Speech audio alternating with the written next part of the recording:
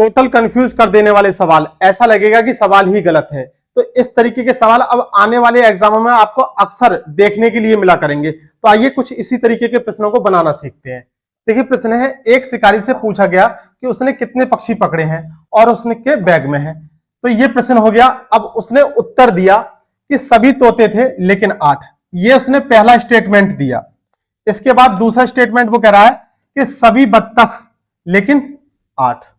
और तीसरा स्टेटमेंट ये कह रहा है कि सभी हंस लेकिन 8। तो ये जो तीन उसने स्टेटमेंट बोले हैं, इसी स्टेटमेंट को हमें समझना है। देखिए अगर हम जानवरों के बारे में यानी पक्षियों के बारे में बात करें तो कौन कौन से पक्षी पकड़े हैं? तोता है उसके पास, और बत्तख है, और हंस है। ये तीन पक्षी हैं। इसने इस प्रश्न का उत्तर जो उससे पूछा गया है तीन स्टेटमेंट के रूप में दिया है। और एक एक स्टेटमेंट का सबसे पहले हम अर्थ समझते हैं। पहले ये देखते हैं, सभी तोते थे लेकिन 8। अब इसका स्टेटमेंट का अर्थ यह है कि बैग में वो जो 3 बार में कह रहा है, पहली बार में उसने ये कहा है कि सभी तोते थे लेकिन 8 नहीं है। तो जो 8 नहीं है वो क्या क्या है? वो बत्तख और हंस है। पहले स्टेटमेंट का इसका अर्थ यह हो गया कि सभी तोते थे लेकिन 8। जैसे ही लेकिन 8 लगाया, लेकिन 8 नहीं है, तो 8 क्या है? बत्तख और हंस है। यह पहला स्टेटमेंट हो गया। इसके बाद दूसरे स्टेटमेंट के बारे में बात करें तो कह रहा है सभी बत्तख लेकिन 8। तो बत्तख को छोड़कर बाकी 8 क्या है? तोते और हंस है। दूसरे स्टेटमेंट के अकॉर्डिंग ये वाली बात हो गई। और अगर हम तीसरे स्टेटमेंट की बात माने तो तीसरे स्टेटमेंट कह रहा है सभी हंस लेकिन 8 नहीं। यहां पर नहीं दे रखा है, लेकिन ये कॉमन सेंस की बात है, आपको समझना है कि 8 को छोड़कर यानी सभी हंस लेकिन 8 नहीं है। तो 8 क्या है? 8 क्या है? 8 हो गई वो बत्तख और ये तोते। ये स्टेटमेंट तीसरा आ गया। अब यहां से इस पे हमें इक्वेशन बन गई और इस इक्वेशन को हल करना है। ये इक्वेशन बन गई। देखिए 2 बार बत्तख दे रखी है, ये 2 बार तोते दे रखे हैं और 2 बार ही हंस दे रखा है। तो क्या बनेगा? 2 प्लस बत्तख प्लस तोते प्लस हंस। और हमने इसको ये सबको ऐड कर रहे हैं, तो ये ऐड कर दिया, कितना हो गया? 8 दूनी 16, 8 तिया 24। और इस 2 से ये डिवाइड हो गया, कितना बचा? 12। यानी बत्तख, तोते और हंस की संख्या मिलाकर कितनी आ गई? 12। उसके बैग में कुल कितने पक्षी हैं? 12 पक्षी हैं। तो ये इस प्रश्न को करने का सही तरीका है। आइए एक प्रश्न और देखते हैं ऐसा। देखिए प्रश्न यह है, दीपा बाजार से कुछ फल खरीद कर लाती है और सोनम ने उससे पूछा कि तुमने कितने फल खरीदे हैं। दीपा ने कहा उसने सभी लेकिन 10 संतरे खरीदे हैं। तो देखिए सबसे पहले देख लेते हैं कि उसने कौन कौन से फल खरीदे हैं।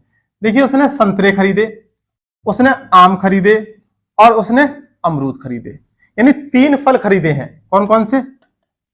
संतरे खरीदे हैं, आम खरीदे हैं और अमरूद खरीदे हैं।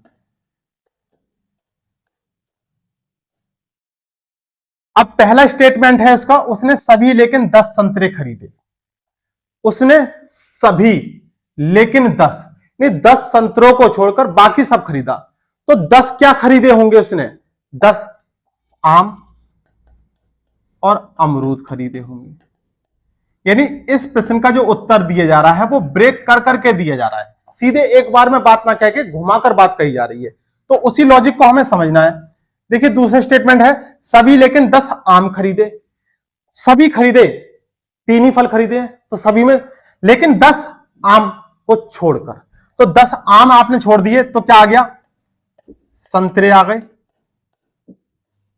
और अमरूद आ गए। आम छोड़ दिए तो 10 क्या हो गए? ये वाले फल हो गए। तीसरा स्टेटमेंट है, सभी लेकिन 10 अमरूद खरीदे। सभी खरीदे लेकिन 10 अमरूद नहीं खरीदे। नहीं दे रखा है, लेकिन ये माइंड में सेट करना है कि इसका मतलब क्या है। जैसी लेकिन लगा, इसका मतलब यह है कि नेगेटिव में आ गया। सभी क्या है? लेकिन 10 अमरूद, लेकिन 10 अमरूद को छोड़कर बाकी सब कुछ खरीदा। तो अमरूद छोड़ दिए तो क्या आ गया? संतरे